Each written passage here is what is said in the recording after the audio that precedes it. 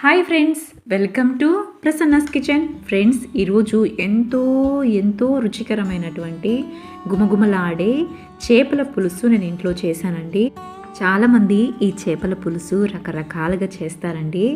నేనైతే నా స్టైల్లో నేను ఈ చేపల కూర చేశానండి. చాలామందికి చేపల కూర తినాలనిపించినా కూడా ఆ కూర సరిగా చేయటం కుదరక చాలామంది చేపల కూర తినటమే మానేస్తూ ఉంటారండి.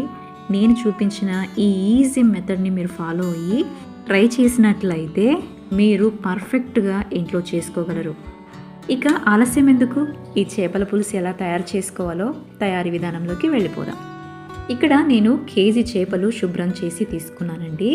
శుభ్రం చేసుకున్న ఈ చేపల ముక్కల్లో 1 టేబుల్ స్పూన్ ఉప్పు వేసుకోవాలి. ఆ తర్వాత 2 టేబుల్ స్పూన్ల కారం పొడి వేసుకోవాలి. 1 టేబుల్ స్పూన్ పసుపు వేసుకొని దీన్నంతటిని కూడా చేయితో ముక్కకు ఉప్పు కారం పసుపు బాగా పట్టేటట్టుగా మనం మర్దన చేస్తున్నట్టు చేసి దీన్ని మూత పెట్టేసి ఒక 20 నిమిషాల వరకు మనం పక్కన పెట్టేసుకోవాలి. ఇప్పుడు మనం చేపల పులుసుకు కావలసినటువంటి మసాలాని మనం తయారు చేసుకుందాం. దాంట్లో భాగంగా 2 స్పూన్ల గసగసాలు నేను నానబెట్టి పెట్టుకుంటున్నానండి.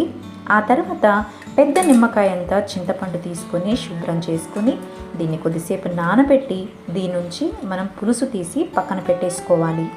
ఇప్పుడు 2 పెద్ద సైజు ఉల్లిపాయలు, ఆ తర్వాత 4-5 పచ్చిమిరపకాయలు, తర్వాత 2 టమోటాలు తీసుకోవాలండి. పచ్చిమిరపకాయలు ఉల్లిపాయలు సన్నగా తరుగుకోవాలి.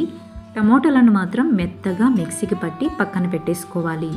ఇప్పుడు మన చేపల పులుసుకు కావలసినటువంటి మసాలాను తయారు చేసుకుందాం. 1 టేబుల్ స్పూన్ ధనియాలు, 1 టేబుల్ స్పూన్ జీలకర్ర, 1/2 టేబుల్ స్పూన్ మెంతులు తీసుకొని బాగా మెత్తగా మిక్సీకి పట్టాలి. ఇలా బాగా మిక్సీకి పట్టుకున్న తర్వాత 10 నుంచి 15 వరకు వెల్లుల్లిపాయలు తొక్క తీసి ఇందులో వేసుకోవాలి. మనం ముందుగా గసగసాలు నానబెట్టి పెట్టుకున్నాం కదండి, ఆ గసగసాలు కూడా ఇందులోనే వేసి మంచిగా పేస్ట్ లాగా మనం దీన్ని తయారు చేసుకోవాలి. చూస్తున్నారు కదా, మసాలా ముద్దని మనం ఇలాగా మెత్తగా చేసి పక్కన పెట్టేసుకోవాలి. ఇప్పుడు స్టవ్ వెలిగించి మనం చేపల పులుసు తయారు చేసుకోవడానికి తగినటువంటి పాత్రని మనం పెట్టుకోవాలి. ఈ పాత్ర బాగా హీట్ ఎక్కిన తర్వాత చారు గరిటె ఉంటుంది కదండి, ఆ చారు వేసుకునే గరిటెతో నేను 3 గరిటెలు ఆయిల్ వేసుకున్నాను. చేపల పులుసుకి ఆయిల్ ఎక్కువే పడుతుందండి. ఈ ఆయిల్ కూడా బాగా హీట్ ఎక్కిన తర్వాత మనం సన్నగా తరిగి పెట్టుకున్న ఉల్లిపాయలను, పచ్చిమిరపకాయలను, కరివేపాకును వేసి బాగా వేయించుకోవాలి. ఈ మిశ్రమం అంతా కూడా నూనెలో ఎర్రగా వేగాల్సిన అవసరం లేదండి. ఒక 2 నిమిషాల పాటు మాత్రం మూత పెట్టి కొద్దిసేపు మగ్గించుకోవాలి. ఇప్పుడు మూత తీసి చూస్తున్నానండి, ఈ ఉల్లిపాయ మిశ్రమం అంతా కూడా బాగా నూనెలో వేగింది. ఇప్పుడు మనం ఏం చేయాలంటే టమాటాలన్నీ మెత్తగా మిక్సీకి పట్టి పెట్టుకున్నాం కదా, ఆ టమాటా గుజ్జును ఇందులో వేసి బాగా కలుపుకోవాలి. ఈ టమాటా గుజ్జు వేసిన తర్వాత ఈ మిశ్రమాన్ని అంతా కూడా పచ్చి వాసన పోయేటట్టు దీన్ని మనం బాగా వేయించుకోవాలి. ఇది కూడా బాగా వేగిన తర్వాత మనం తయారు చేసి పెట్టుకున్న మసాలా ముద్దని ఇందులో వేసి బాగా కలుపుకోవాలి.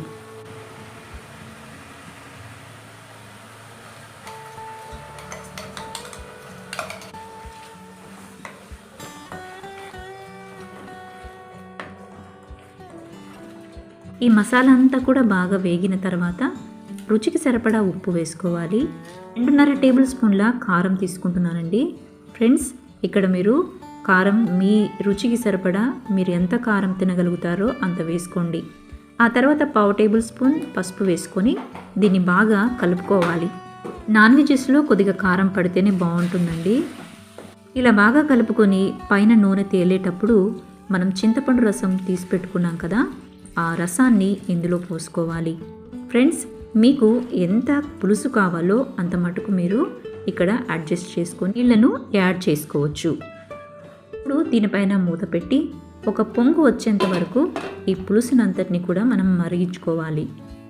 ఇప్పుడు నేను మూత తీసి చూస్తున్నానండి, పులుసు అన్నది మనకు బాగా మరిగిపోతూ ఉంది. ఇప్పుడు మనం ఏం చేయాలంటే చేప ముక్కలన్నిటినీ కూడా ఇందులో ఒక్కొక్కటిగా మనము జారవిడవాలి. అన్నీ కలిపి వేసుకోవద్దండి, ఒక్కొక్కటిగా మనం ఈ పులుసులో వేసుకోవాలి. చేప ముక్కలకి మనం ముందుగానే ఉప్పు పసుపు కారం అన్నీ పట్టించాం కదండి, కాబట్టి చేప ముక్క అన్నది చప్పగా లేకుండా మనకు తినేటప్పుడు చాలా రుచిగా ఉంటుంది. చేప ముక్కలన్నీ వేసిన తర్వాత గరిటె పెట్టకూడదండి. మనం బట్ట తీసుకొని ఈ పాత్రను అంతటిని కూడా ఇలా బాగా తిప్పుకోవాలి. ఇప్పుడు మనం మూత పెట్టేసి హై ఫ్లేమ్లోనే ఒక 9 నిమిషాల వరకు మనం ఈ చేపల్ని ఉడికించుకోవాలి. సిమ్లో పెట్టుకొని ఉడికించుకోకూడదండి, చేపలు తొందరగా చిదిగిపోయే అవకాశం ఉంటుంది. ఓకే ఫ్రెండ్స్, 9 నిమిషాల తర్వాత నేను మూత తీసి చూస్తున్నానండి. నేను ఉప్పును చెక్ చేస్తున్నాను. ఉప్పు సరిపోయిందో లేదో అని చూస్తున్నానండి. మీరు కూడా ఈ టైంలో ఉప్పు తక్కువ అనిపిస్తే చెక్ చేసుకొని మళ్ళీ మీరు ఉప్పు వేసుకోవాలి. నాకు కొద్దిగా ఉప్పు తక్కువ అనిపిస్తుంది కాబట్టి నేను కొద్దిగా ఉప్పు వేసుకొని గరిటె పెట్టకుండా ఈ చేపల పులుసును పట్టుకర్ర సహాయంతోనే నేను ఇలా బాగా తిప్పుకుంటున్నాను. ఫ్రెండ్స్, చేప ముక్క చూపిస్తున్నానండి. ముక్క పర్ఫెక్ట్గా ఉడికింది. ఇక మనకు చేపల పులుసు రెడీ. ఫ్రెండ్స్, ఎంతో రుచికరమైన ఈ చేపల పులుసును మీరు కూడా ఇంట్లో ట్రై చేయండి. చివరిగా మీకు నచ్చితే కొత్తిమీర వేసుకోండి. నేనైతే ఈ చేపల పులుసులో కొత్తిమీర వేయడం నాకు ఇష్టం ఉండదండి. నేను పచ్చి కరివేపాకును ఇందులో వేసుకున్నాను. ఆ క్లిప్ అన్నది మిస్ అయిపోయింది. ఫ్రెండ్స్, చూస్తున్నారు కదా చేప ముక్క ఎంత పర్ఫెక్ట్గా ఉడికిపోయిందో. చేపల పులుసు వండిన వెంటనే మనం తింటే అంత రుచిగా అనిపించదండి. 2 గంటల తర్వాత ఈ చేపల పులుసును మనం తింటే చాలా అద్దిరిపోయే రుచితో ఉంటుందండి. చేపల పులుసు వండిన 2 గంటల తర్వాత నేను భోజనం చేస్తున్నానండి. చూస్తున్నారు కదా ఫ్రెండ్స్, ఎంతో రుచికరమైనటువంటి ఈ చేపల పులుసును మీరు చూస్తుంటే మీకు తినాలనిపిస్తుంది కదా.